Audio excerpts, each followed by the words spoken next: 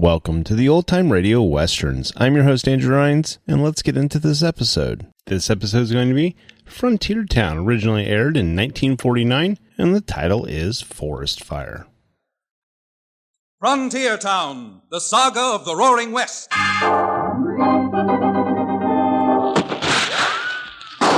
Frontier Town. El Paso, Cheyenne, Calgary, Tombstone. Frontier Town.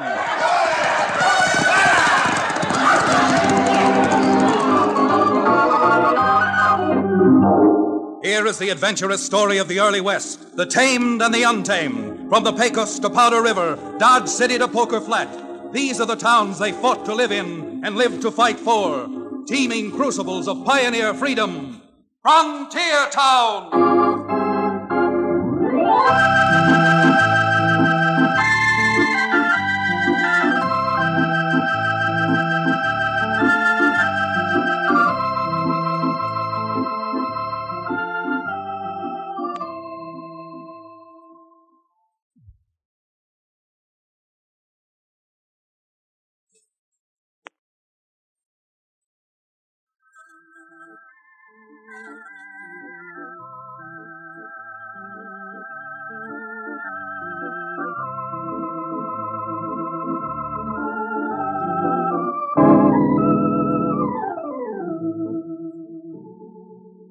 Howdy there.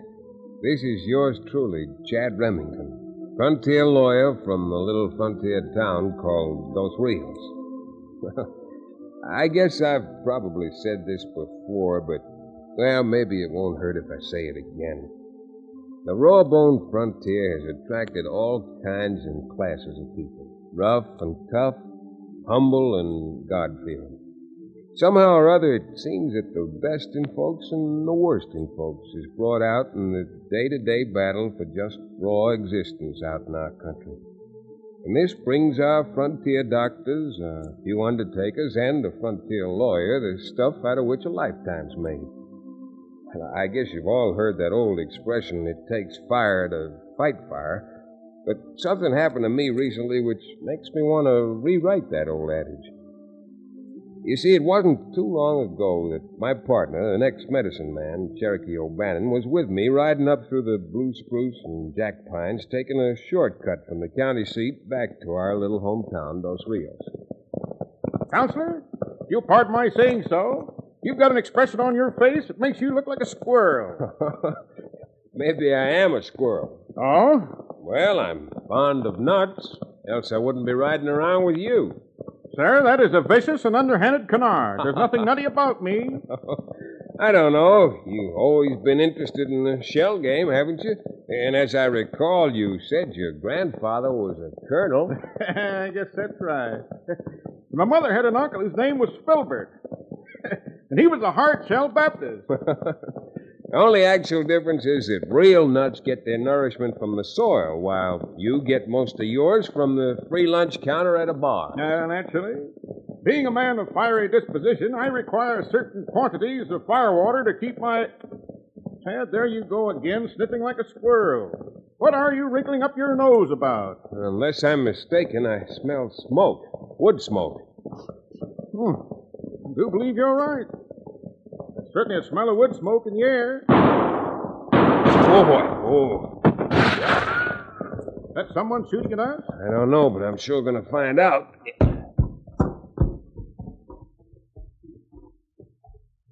Well, I'll be a sinner. Dad, do you see now where those shots came from? I sure do, Cherokee. Deer hunters. Hey, you! You fellas in there with those rifles. Hold that fire. You almost winged us. Hold up, boys. Come on, Cherokee. Might as well meet them halfway and see what this is all about. Now I see why we both smelled smoke. Look over there. Campfire. I wonder who the lame brains could be who would build a campfire up here in the woods where everything is as dry as tinder. What, was that you called us? If you built that fire, I called you a lame brain. And if you had any brains at all, you won't say that again. I'm not going to take time to say it again. What are you looking to do, burn out this whole valley? Now, either build a trench around this fire and leave someone here to watch it, or put it out. Yeah? Well, for your information, if we do dig a trench, we're going to make it big enough to bury both of you in, if you don't beat it. I don't suppose you got brains enough to realize it, but you're so full of hot air that if you even open your mouth, you're apt to start a forest fire. Well, just for that, I think I'll close yours.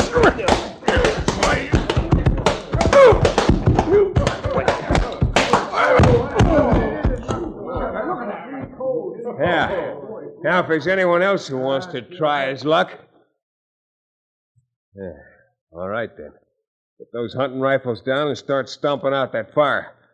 If you're not quick about it, the smoke around this place isn't coming from a campfire, but out of the muzzle of a pair of .45s.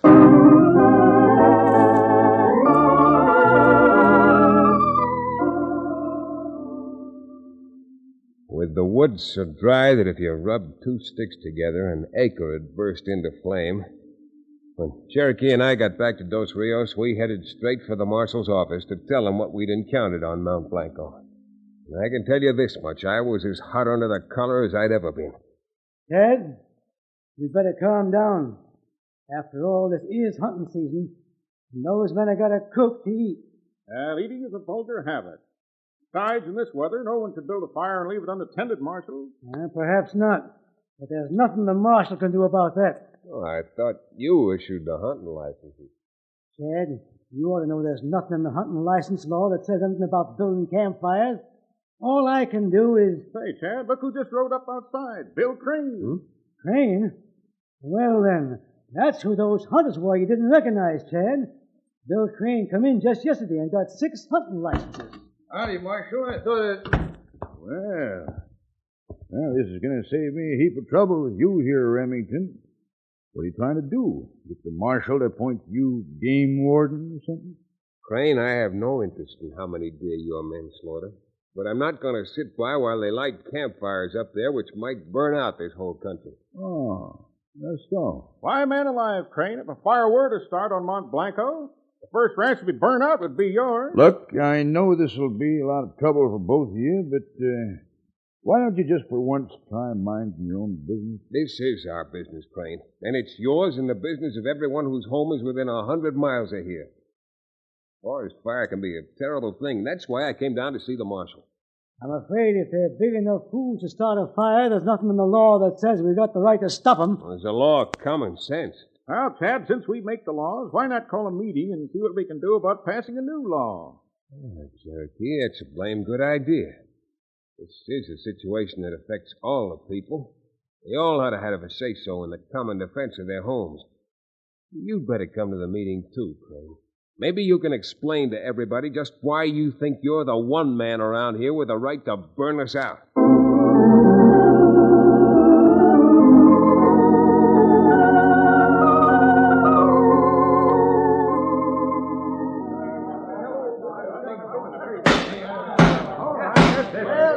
Now, wait a minute. Why don't you folks listen instead of yelling?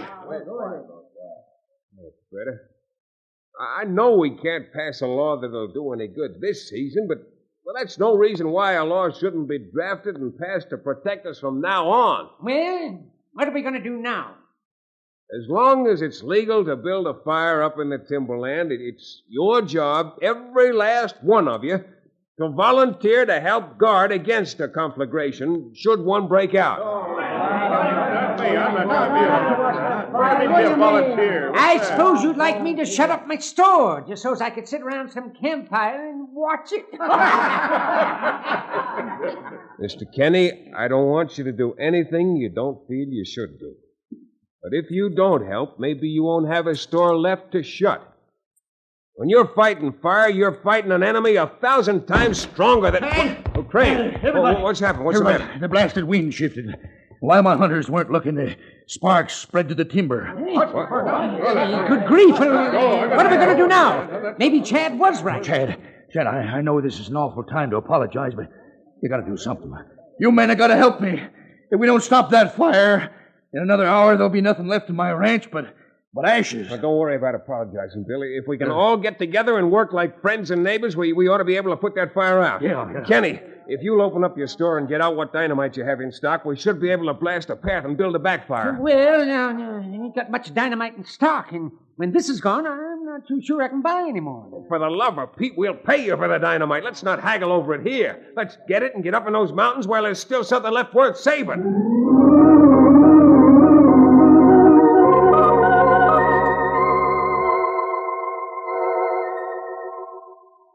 With all our good intentions, it was almost 2 hours before we were organized and up to where the blaze was at its worst. It was bad. Real bad. Mike! Luke! You got that dynamite bundled up yet? Well, I've got 6 sticks here, Chad. Oh, it's great, Cherokee. Now, in a pinch, you're really a help. Huh? Chad, can't you do something? What's the matter? Look at that fire. It's right down to my stables. Well, I'm afraid we're too late to save your place. What little dynamite we have to work with, well, we'd be better off using it to blast out the timber east of the ranch. Just because I didn't happen to agree with you this morning, you're going to take it out on me, huh? Crane, isn't it better to sacrifice your place and save 100 families? Oh, you hypocritical. Here, give me that dynamite. You're not going to burn me out. Crane, stop acting like a fool. I tell you, I'm going to save my place. Chad, that rascal knocked you down and ran off with the dynamite. He must be loco. The wind shifts an inch, he'll never live to reach his ranch with those explosives. How can a man be that selfish? Hey, look, the wind is shifting. The flames are right in it.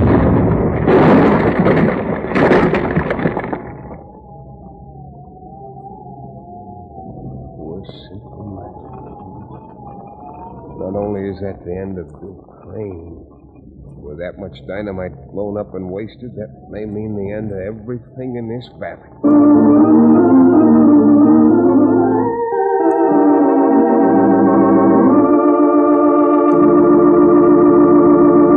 We'll return to the second act of Forest Fire, our thrill-packed frontier town adventure, in just a few moments.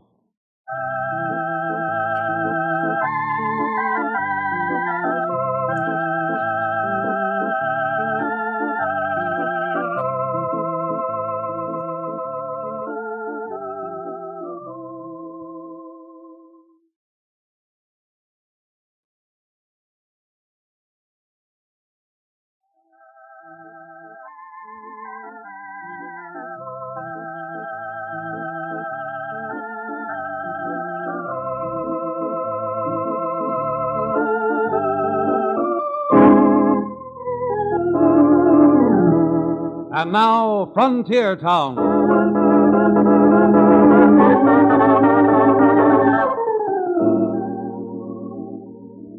Well, despite the pitiful end that Bill Crane's selfishness brought him to, the shock of his death and the dwindling supply of blasting powder did seem to bring everyone closer to their senses.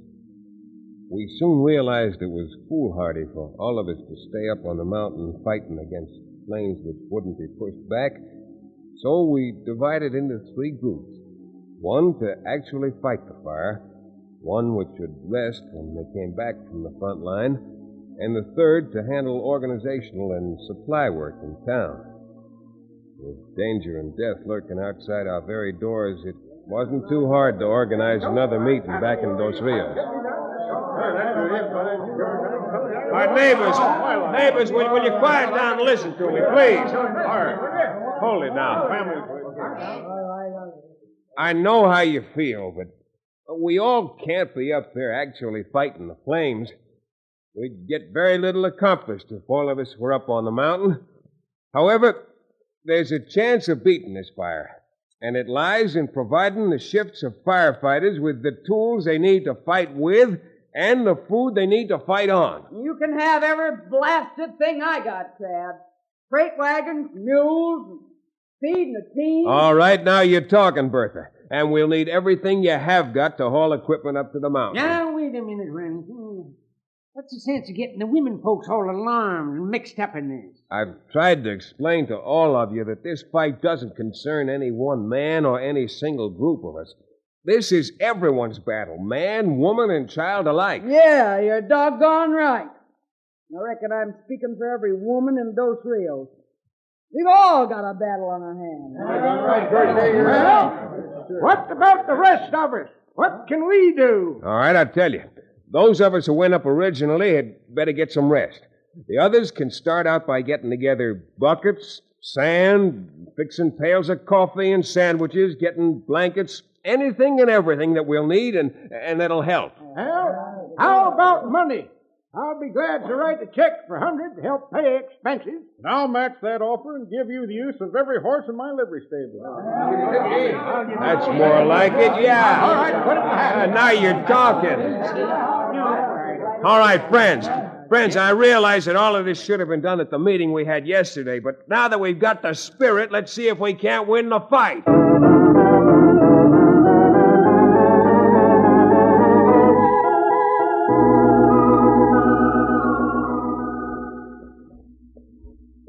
Where are you figuring to go, Chad? Oh, I'm going into Abe Kenny's store. See about buying some more buckets with the money you and the others put up.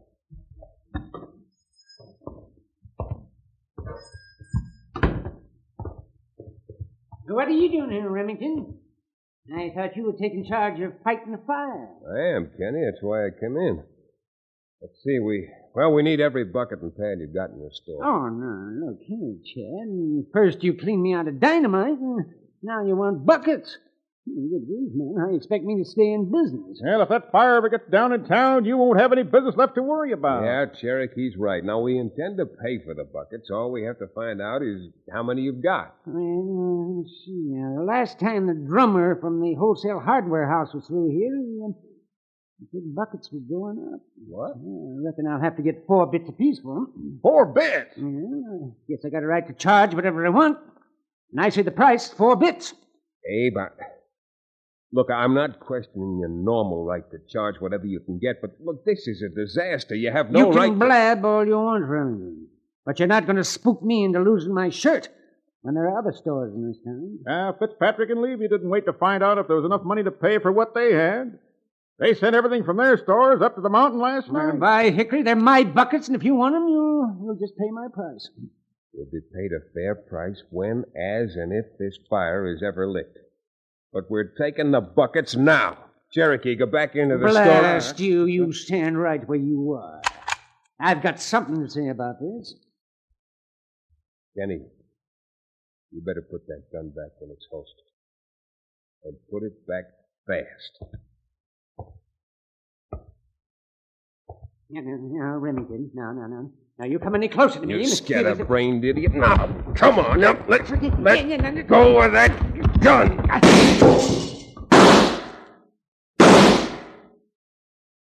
All right. Wasted enough time already.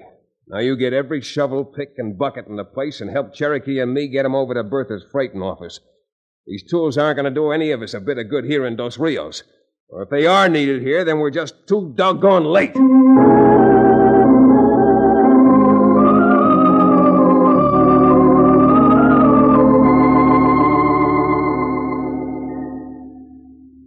Strange, isn't it? How, even at the price of a neighbor's misfortune, some folks will become so ornery that all they can see is the opportunity not to serve, but to feather their own nests, no matter what the cost. Well, we got the buckets and everything else we needed from Abe Kenny, and then we proceeded to haul them down to the loading dock at Bertha O'Melveny's freight line, where a high-wheeled freighter stood ready to carry the tools that were so necessary up to the men on the firefighting line. But like so many other people in town, Bertha's mule skinners couldn't see the forest for the trees. I'd sure like to know what's gotten through you mule skinners. With a fire like we got raging up in the mountains, how can you even dare to stop and argue about higher wages? Well, what are you talking about anyhow, Mrs. O'Melveny? Look here, when we hired on for these jobs, all you told us was that we were supposed to drive freight wagons. Well, going up in them mountains into forest fires is taking extra risks, and if we're going to take them, you can bet your boots someone's going to pay us. Why, you knot-headed bunch of locoed idiots. You think someone's paying me to send my wagons up there? I'll say they ain't. Yeah, well, how How about the money everybody chipped in at that meeting? That was for fighting the fire. Now you can pay us out of that. Just a minute, Boots. What? Would you rather drive those wagons up there with the supplies we need, or would you rather have the sheriff draft the lot of you and send you up there to fight the fire? Yeah, the sheriff's got the power to do that, too. What are you talking about? You got enough men up there right now, without us. Admitted. But what good are the men if you don't see that they get the tools they need? I've got a good mind to thrash the lot of you. Oh, you have you? Well, maybe I can save you the trouble. Stop it, would you? Come on, now. Cut it out. Cut it out. Can't we stop fighting amongst ourselves long enough to get the one job done that has to be done? Oh, you're just wasting your breath on this bunch of saddle stiffs. A lot of them ain't worth a powder to blow 'em up. All right, now let me tell you something, Boots. I'm getting sick and tired of some of the folks around here who feel this fire was started for their personal benefits. And let me tell you something else. That fire's going to be whipped if it takes every man, woman, and... Hello, who's that coming? Well, looks like Stern. Thought he was supposed to be up fighting the fire. Yeah. Fire's burned right down to the edge of Jack Pine Canyon. Oh, no. Half the families in the valley are cut off. If we don't get more men and equipment up there, we all burned out complete by nightfall. What happened? Did the wind shift? No. We just ain't got enough shovels and buckets and blankets to do any real good. Well, there you are, friend. All the time you were standing around here arguing about what you were going to sacrifice, you didn't realize you're probably sacrificing your homes and stores and everything you've got. Say, I just heard that, and you've got to do something. My whole family's pinned in there, next to Jack Pine Canyon. There. Now are you convinced? Now am I going to have to ask you again? Or are you going to act like real men and haul everything you can lay hands to up that mountain before it's too late?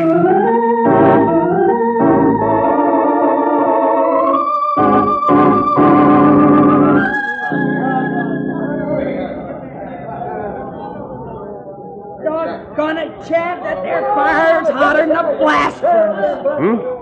Bertha, what in the name of all get-outs come over you going in there? That fire's no place for a woman. Well, it's no place for a man, neither, if you ask me. Well, we didn't ask you. But if we had, I'm afraid it wouldn't have made any difference. Chad, what are we going to do? This fire's getting worse every minute. 5 more hurt, too. 2 of them hurt bad. Yeah, I know. We can't stop to worry about it now. Hey, Kenny, you got that dynamite set yet? It's all set, Chad. Ready to blow. All right, everybody. Now watch it. Stand back now. Well, that's the last of the dynamite, isn't it, Chad? Sure is, Cherokee. This doesn't do any good. I'm afraid nothing will. I bet if this blast doesn't do any good, isn't there something else we can do? Nothing I know of, Bertha. Well, at least we're doing all we can. I guess that's right. A man, woman, their child, and the whole valley can help them to fight that fire. I watch it now, Bertha. Yeah. Watch out. Here goes the last charge.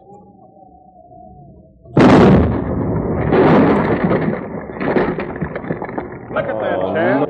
That blast made as much a dent on that fire as a Jersey mosquito on a boulder. Why doesn't the good Lord make it rain? That's the only way this fire can be stopped. Chad, I've done a lot of ornery things in my day. Chad, my wife and my 2 babies are trapped behind that canyon. I know it ain't. And like Bertha says, only Providence can stop it. I ain't been to church in many a year, but I don't mean that I don't believe in Providence. Now, mister, this is one time you've got to believe. I know. Holy Father, our blessed Son who died for the sins of man, have mercy on us now in this purgatory of our own making. Help us.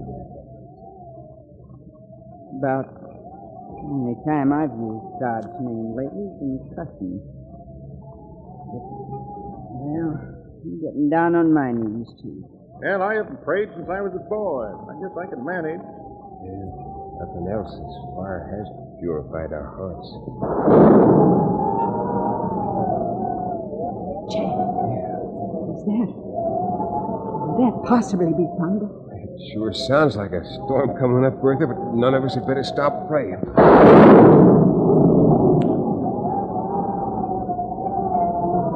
Dear God.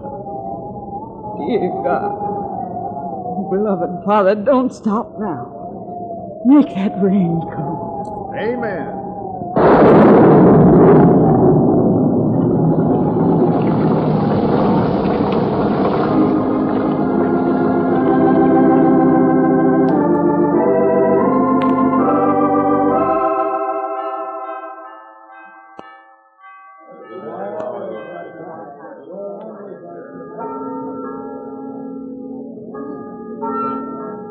Well, Chad, I just saw the doctor coming out of the church. And he says me and the kids are going to be all right. Yes, sir, Chad. Folks around Dos Rios can't thank you enough for all you've done. What Chad's done, right? He didn't do a thing. Oh. Why, I just started something which everyone in Dos Rios finished. For a change, Cherokee's right. If nothing else was accomplished, though, just look at the crowd that's been to church today. First time I come to church since my old man died. And I suspect it's the first time Cherokee ever attended church. Oh, that isn't so. That's a contemptible canard. I attended church in my boyhood. What? Oh, only once? What happened? Well, in the callousness of my youth, church was a big disappointment to me. I went to be baptized, but I guess it was a mighty impecunious congregation. Well, now, what has a poverty-stricken congregation got to do with your disappointment, Cherokee? They were so poor that when they baptized me, they couldn't afford wine. They had to douse me with the chaser, water. Well, with an iron man like you, water is quite suitable for a religious ceremony.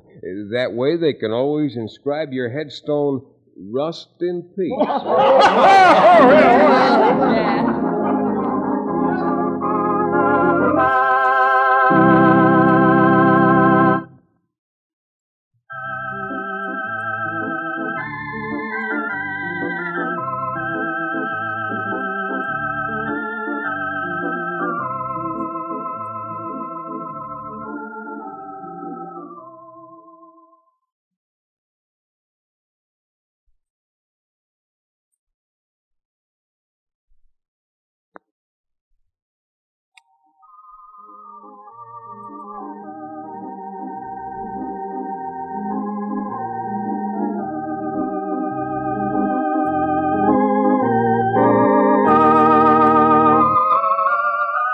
Frontier Town, starring Tex Chandler and featuring Wade Crosby, is a Bruce Ells production. Story and direction by Paul Franklin.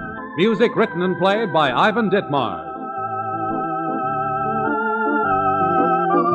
Be sure to be with us again same time next week for another fine action-adventure story with your favorite young Western star, Tex Chandler. And now this is Bill Foreman to tell you that Frontier Town came to you from Hollywood.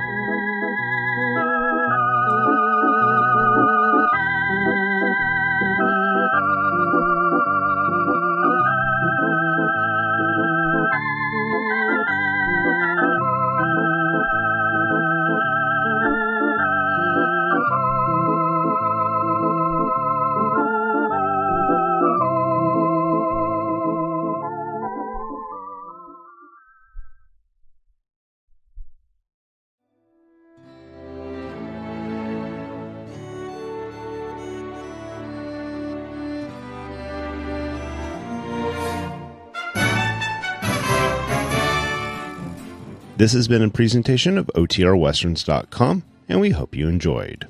Please take some time to like and rate our shows in your favorite podcast application. Follow us on Facebook by going to OTRWesterns.com/Facebook. Subscribe to our YouTube channel by going to OTRWesterns.com/YouTube. And send us an email, podcast@OTRWesterns.com. You can call and leave us a voicemail, 707-986-8739. This episode is copyright under the Attribution Non-Commercial Share Alike Copyright. For more information, go to OTRWesterns.com/copyright. Have a great day, and thanks for listening.